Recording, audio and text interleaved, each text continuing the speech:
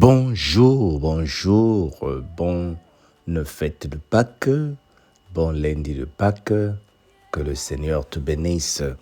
En tout cas, c'est dans la joie que nous reconnaissons que Jésus est ressuscité et il vit en nous. J'ai vu la valeur de la fête de Pâques hier après l'église, lorsque nous sommes allés avec la famille dans un centre commercial parce qu'on avait des choses qu'on voulait acheter. Et pratiquement tout était fermé ici en Angleterre. Tous les grands centres commerciaux étaient fermés. Alors que nous disons que nous sommes des pays laïcs, c'est pour la première fois que je vois les gens honorer Pâques de cette grande façon. Dans nos églises, nous avons reçu du monde, les églises étaient pleines, les gens n'ont pas voulu rester à la maison, ils ont compris que c'est la fête de la Pâques. Est-ce seulement la tradition? Pourquoi cette fête est-elle importante et que représente la résurrection chez nous les chrétiens? Nous avons pensé mettre ensemble cette semaine un enseignement qui va nous permettre de comprendre le sens de la résurrection dans un sens approfondi. La résurrection de Jésus est au cœur de la foi chrétienne.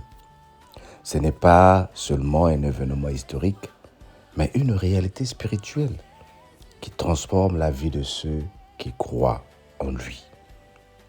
Elle révèle la puissance de Dieu en confirmant ses promesses, en apportant une nouvelle vie et nous invite à vivre autrement. Alors, quand nous comprenons le sens de la résurrection, cela nous permet de saisir la portée de l'espérance chrétienne et le message d'amour et de victoire sur la mort. Nous allons voir les 5 points que nous allons développer qui montrent l'importance de la Pâque. Le premier, le tombeau est vide et cela révèle la puissance de Dieu. Le deuxième point, la résurrection et les promesses de Dieu nous témoignent de la vie éternelle et une nouvelle naissance. Le troisième, la résurrection, c'est une source d'espoir et de nouvelle vie. Le cinquième point, la résurrection nous invite à vivre la grâce nous invite à vivre autrement par la grâce de la résurrection. Et nous allons voir les implications sur la foi chrétienne. Qu'est-ce que la résurrection apporte chez le chrétien? Alors cette semaine, le lundi, aujourd'hui, nous sommes en train de commencer par le tombeau vide. Nous prenons Matthieu 28, le verset 5 à 6. Nous prenons Matthieu 28. Si tu as ta Bible, prends les versets 25 à 6. Nous sommes en train de voir que Dieu est merveilleux et il nous apporte la grâce. Surtout pour les personnes qui ont connu la mort, les familles endeuillées. Nous t'apportons ce message pour que tu comprennes le sens de la résurrection. Mais l'ange prit la parole et dit aux femmes, pour vous ne craignez pas, car je sais que vous cherchez Jésus qui a été crucifié. Il n'est point ici, il est ressuscité comme il avait dit. Venez, voyez le lieu où il était couché. Le tombeau est vide, dit l'ange de l'Éternel aux femmes. L'un des éléments les plus profonds du récit de la résurrection, c'est le tombeau qui est vide. On a entendu Marie Magdala et les autres femmes courir au tombeau pour aller voir Jésus parce qu'ils avaient l'habitude d'embaumer le corps pour aller mettre du parfum. D'abord, en marchant, ils se disaient, mais qui va enlever la pierre qu'on avait mise sur la tombe pour nous? Nous ne sommes que des femmes. Oh, la curiosité des femmes, comme j'ai prêché mardi sur les réseaux sociaux la fois dernière. Un ministère qui tient sur les femmes, c'est un ministère qui vit. Un ministère qui compte sur les mamans est un ministère qui vit. Pendant que les hommes sont découragés, les hommes sont restés à la maison, les femmes se disent, allons voir le tombeau de notre Seigneur. Elles se sont levées pour aller voir. Et ils trouvent l'ange qui leur dit, je sais que vous cherchez Jésus, mais je vous apprends qu'il n'est pas ici. Ce fait de voir le tombeau témoigne d'une intervention divine qui passe dans toute explication humaine. Personne ne peut expliquer. Qui a ouvert le tombeau? Qui a ouvert la tombe? Qui a enlevé la grande pierre? L'ange déclare aux femmes, il n'est pas ici, il est ressuscité. Ce miracle montre que la puissance de Dieu n'est pas limitée par la mort. Bien-aimé, tu priais pour un frère, pour une sœur, mais elle est partie. Mais je t'apprends que nous serons à traverser le même chemin. Nous tous, nous allons partir. Voilà pourquoi la mort est un gain, comme dit l'apôtre Paul. Nous ne devons pas voir la mort physique. Nous devons voir la mort spirituelle. C'est ça qui doit te faire peur. Si Jésus venait aujourd'hui et te trouvait mort spirituellement, c'est ça qui doit me faire peur. Mais si tu vis en lui, la mort nous est un gain. Mais ici, nous sommes en train de voir que c'est un mystère, c'est un miracle. Dieu n'est pas limité par la mort. Dieu n'est pas limité par les problèmes. Dieu n'est pas limité par les échecs. Dieu n'est pas limité par ce que toi et moi nous vivons. Paul souligne cette puissance dans Éphésiens 1, verset 19 à 20. Il dit, la puissance infinie qu'il exerce envers nous, les croyants, selon l'action de sa force, il l'a déployée en Christ, en le ressuscitant d'entre les morts. La puissance, Dieu l'a déployée en Christ, en le ressuscitant de la mort. Et je viens dire à quelqu'un que la puissance que le Seigneur a déployée en toi va te donner la victoire sur la maladie. Oh, dis Amen. Si tu es malade, dis Amen, je suis guéri. La puissance qu'il a déployée en toi te donne la victoire sur le chômage. Si tu cherches du travail, que tu n'as pas de travail, dis c'est de moi qu'il s'agit, je dis Amen.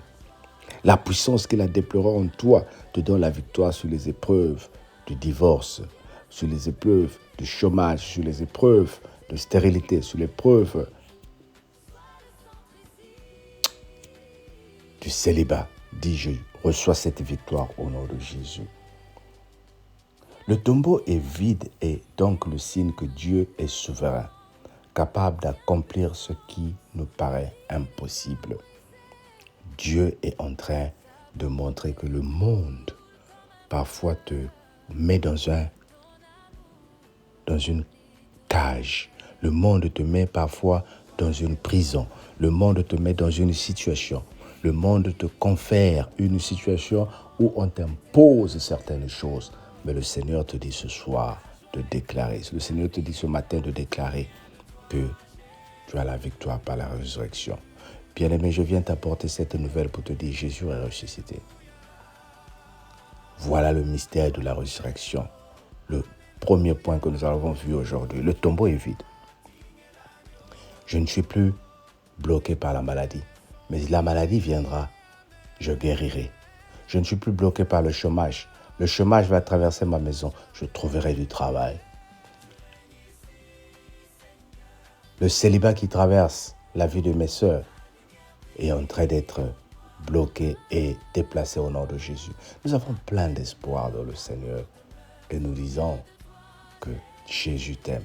Le tombeau est vide, bien-aimé. Dis avec moi, le tombeau est vide et je vis ma victoire au nom de Jésus.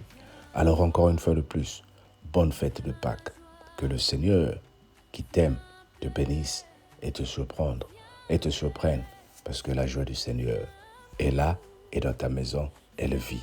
Au nom de Jésus. Bye bye.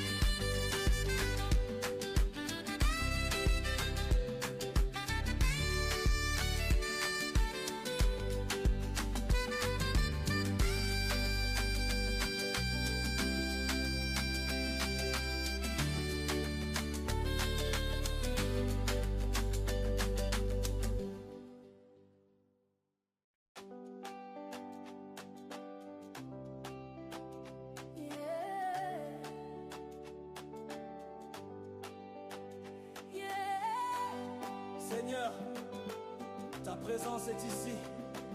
La joie est ici, l'amour est ici, la paix est ici, l'espérance est ici. Viens joie, tu es la bienvenue. Viens paix, tu es la bienvenue. Viens amour, viens espérance. Remplis toute ma vie de ta présence. Tu règnes ici, Seigneur. Ta lumière brille en moi. La joie demeure, l'amour demeure, tout vient de toi, Jésus.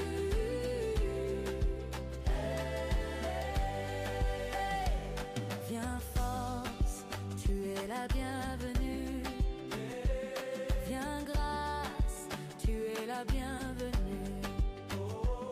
Sans des victoires dans ma maison. Seigneur, tu tiens ma vie.